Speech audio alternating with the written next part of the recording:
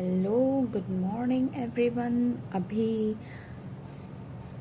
आपके टाइम पे पता नहीं क्या हो रहा है, बट ठीक है, यहाँ पे मॉर्निंग हो रही है।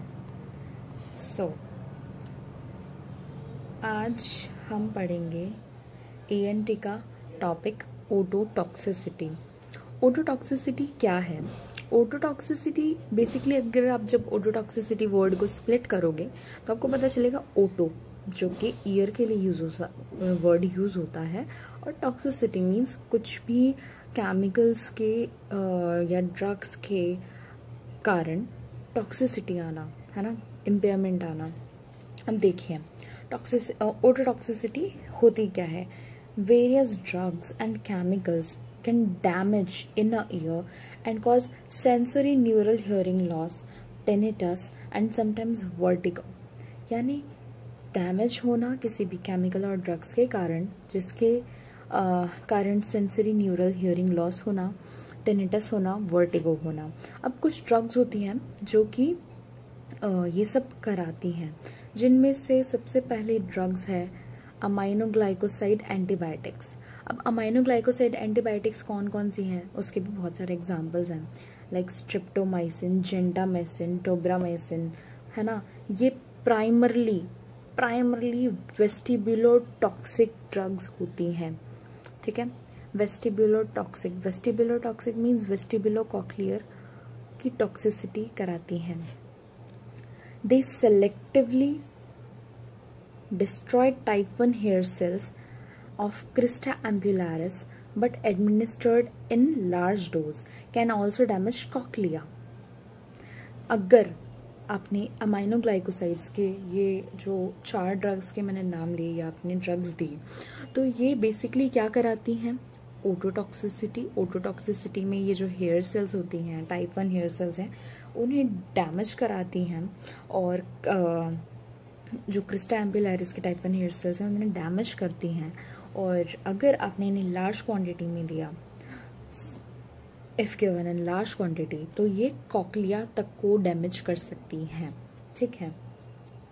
अब देखिए, उसके अलावा नियोमाइसिन, केनामाइसिन, एमिकासिन, सीसोमाइसिन, डायहाइड्रोस्ट्रिप्टोमाइसिन आर कोलेटॉक्सिक। यानी ये ड्रग्स कोलेटॉक्सिक हैं। ये सेलेक्टिव डिस्ट्रक्शन कराती हैं आउटर हेयर सेल्स का, जो कि स्टार्ट होते हैं बेसल कॉइल पे और प्रोग्रेस होते हैं एपेक्स पे, ठीक है। नियोमाइसिन, केनामाइसिन, एमिकासिन, सीसोमाइसिन, डायहाइड्रोस्ट्रिप्टोमाइसिन, इनका काम क्या है? ये क्या कराती हैं? कोलेटॉक्सिसिटी। और अमाइनोग्लाइकोसाइड्स की जो दूसरी एंटीबायोटिक्स हैं, लाइक स्ट्रिप्टोमाइसिन, जेंटामाइसिन, टोब्रामाइसिन, ये क्या है? प्राइमरली वेस्टिबुलोटॉक्सिक हैं, okay.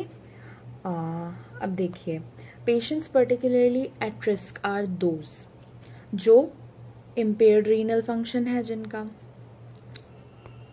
Old age people.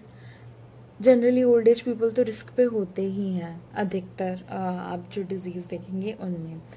कॉन्कोमिडेंटली receiving other ototoxic drugs, यानी इन ड्रग्स के साथ दूसरी ऑटोटॉक्सिक ड्रग्स भी यूज कर रहे हैं,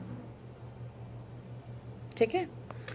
who have already received aminoglycoside antibiotics, जिन्हें ऑलरेडी अमाइनोग्लाइकोसाइड एंटीबायोटिक्स ले रखी हैं, जो हाई डोज ओटोटॉक्सिक ड्रग्स ले रहे हैं और हाई सीरम लेवल है उस ड्रग्स का उनकी बॉडी में, जिनमें जेनेटिक ससेप्टिबिलिटी है अमाइनोग्लाइकोसाइड्स के लिए। यहाँ पे एंटीबायोटिक बाइंड करती है राइबोसोम से एंड इंटरफेयर करती है प्रोटीन सिंथेसिस से, जिससे क्या होता है? कॉक्लियर सेल्स जो होती हैं हमारी, उनकी डेथ हो जाती है, ठीक है। तो कितने टाइप के बताए? Impaired renal function, old age, जो पहले से ड्रग्स ले रहे हैं या जो ड्रग्स दूसरी ड्रग्स भी ले रहे हैं, दूसरी ओटोटॉक्सिक ड्रग्स भी ले रहे हैं, ठीक है, या जिनके बॉडी में हाई सीरम लेवल पाया जा रहा है इन एंटीबायोटिक्स का, ओके। अब देखिए, हाँ, ओटोटॉक्सिसिटी के सिम्टम्स क्या हैं? हियरिंग लॉस, टिनिटस, गिडीनेस, ये सब आपको देखने को मिलेंगे ड्यूरिंग ट्रीटमेंट या ट्रीटमेंट के बाद, जिसे हम डिलेड टॉक्सिसिटी भी कहते हैं। अब ये हो गई एंटीबायोटिक अमाइनोग्लाइकोसाइड्स। उसके बाद आती हैं हमारी डाईयूरेटिक्स। डाईयूरेटिक्स, जी हाँ, डाईयूरेटिक्स भी जैसा अभी हमने डिस्कस किया था कि रीनल इम्पेयरमेंट में भी, तो डायूरेटिक्स रीनल इम्पेयरमेंट में भी यूज़ होती हैं, हार्ट के कुछ डिजीज़ में भी यूज़ होती हैं, है ना। तो देखिए डायूरेटिक्स में कौन सी जो ड्रग्स हैं, फ्यूरोसेमाइड, ब्यूमेटानाइड, इथेक्राइनिक एसिड, ये सभी लूप डायूरेटिक्स कहलाती हैं। ठीक है, फ्यूरोसेमाइड, ब्यूमेटानाइड और इथेक्राइनिक एसिड, ये सब क्या करती हैं, इन सब का काम क्या होता है, ये सोडियम ट्रांसपोर्ट को ब्लॉक करती हैं, क्लोराइड आयंस को ब्लॉक करती हैं, कहाँ पे, असेंडिंग लूप ऑफ हेनले में। ठीक है, ये इडिमा कॉज करती हैं और सिस्टिक चेंजेस करती हैं स्ट्राया वस्कुलरिस में, और क्या करती हैं, ये हमारे कॉक्लियर डक्ट को डैमेज करती हैं। अब इससे क्या होता है, रिवर्सिबल लेकिन परमानेंट डैमेज हो सकता है, हियरिंग लॉस हो सकता है, जो कि बायलेटरल भी हो सकता है, सिमेट्रिकल और समटाइम्स सडन ऑनसेट भी हो सकता है। अब salicylates, symptoms of salicylate ototoxicity are tinnitus. क्या सिम्टम्स हैं सैलिसाइलेट टॉक्सिसिटी के, tinnitus, bilateral sensory neural hearing loss, particularly affecting higher frequency को अफेक्ट करता है। Site of lesion testing indicates cochlear involvement, but light and electron microscopy have failed to show the morphological changes in the hair cells। यानी basically problem तो होती है, but अभी तक के जो एग्जैक्ट मॉर्फोलॉजिकल चेंजमेंट आते हैं वो चीज़ें नहीं पता कर पाए हैं। पॉसिबली दे इंटरफेयर एट एंजाइमेटिक लेवल, क्योंकि कुछ जो मॉर्फोलॉजिकल चेंजमेंट अगर नहीं दिख रहे हैं तो मे बी वो एंजाइमेटिक लेवल पे वर्क कर रही होंगी। हियरिंग, हालांकि ऐसा कुछ नहीं है, अगर एंजाइमेटिक लेवल पे भी वर्क करती हैं चीज़ें तो भी आपको मॉर्फोलॉजिकल चेंजमेंट देखने को मिल सकते हैं, बट यहाँ पे अभी नहीं मिल रहे हैं, तो माइट बी अभी इसका एग्जैक्ट पाथवे नोन नहीं है। Hearing loss due to salicylate is reversible. Hearing loss कैसा है, पहली बात रिवर्सिबल।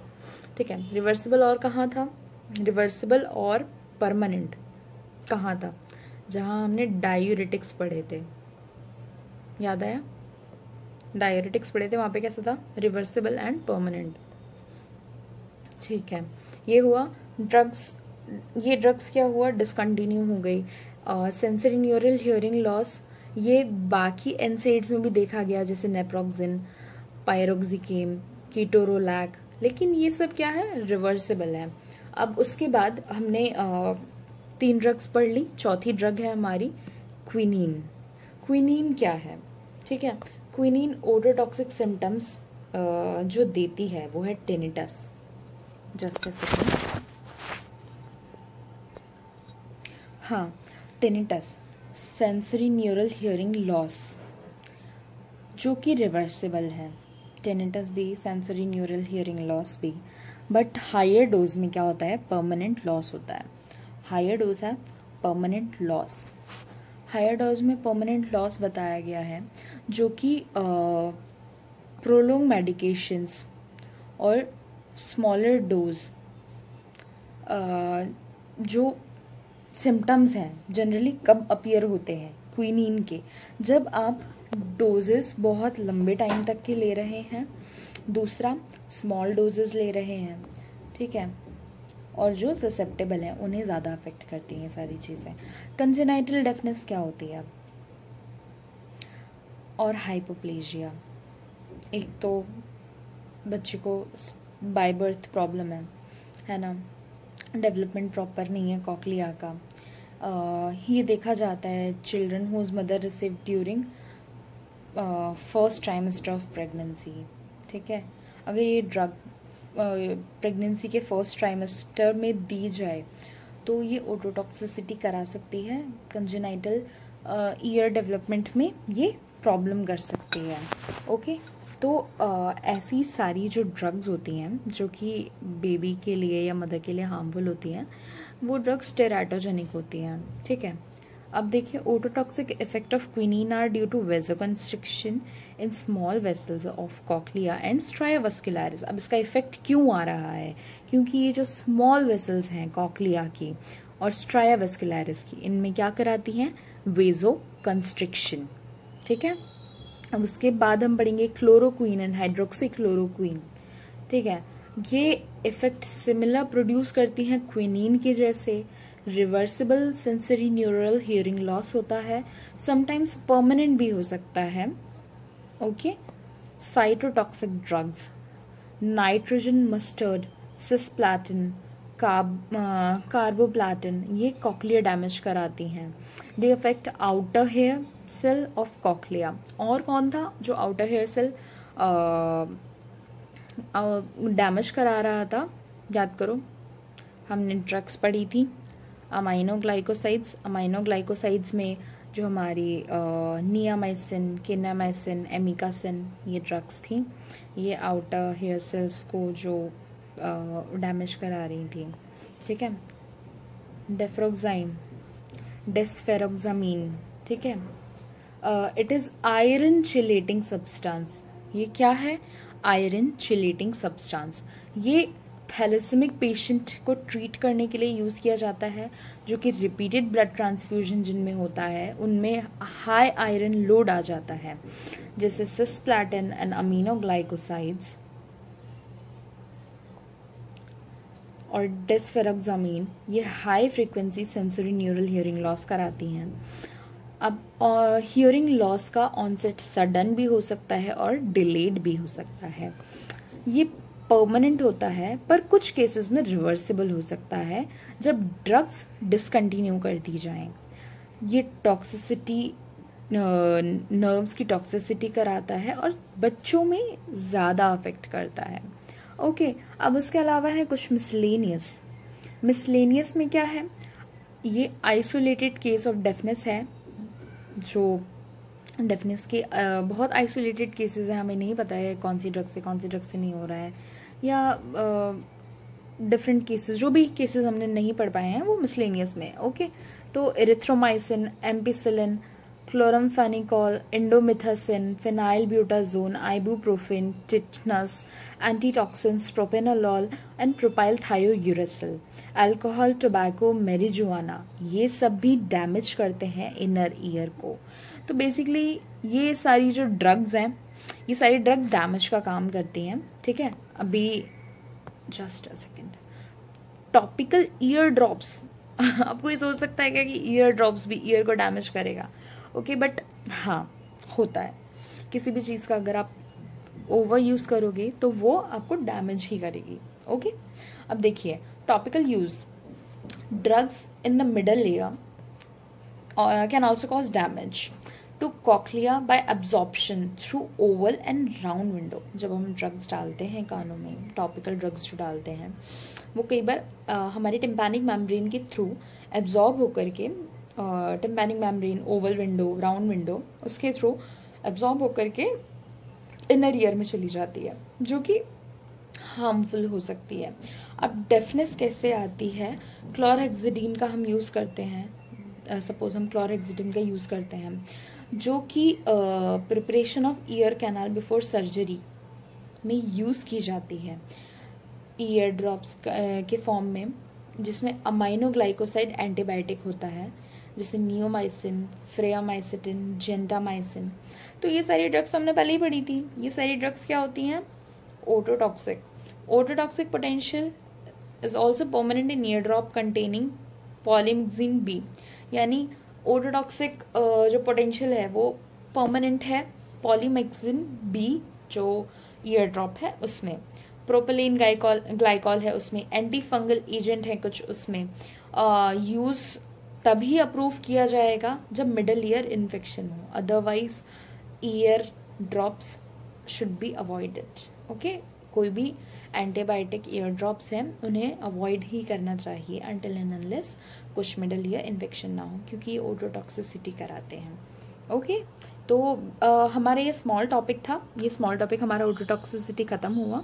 एक चीज़ है जो इम्पॉर्टेंट है, ये टेबल, इस टेबल को आप याद कर लीजिए, ये ड्रग्स के नाम इम्पॉर्टेंट हैं, ठीक है। और बाकी सारी चीज़ें तो हो गई है, ठीक है। हम नेक्स्ट टॉपिक में मिलते हैं, तब तक के लिए थैंक यू, बाय बाय।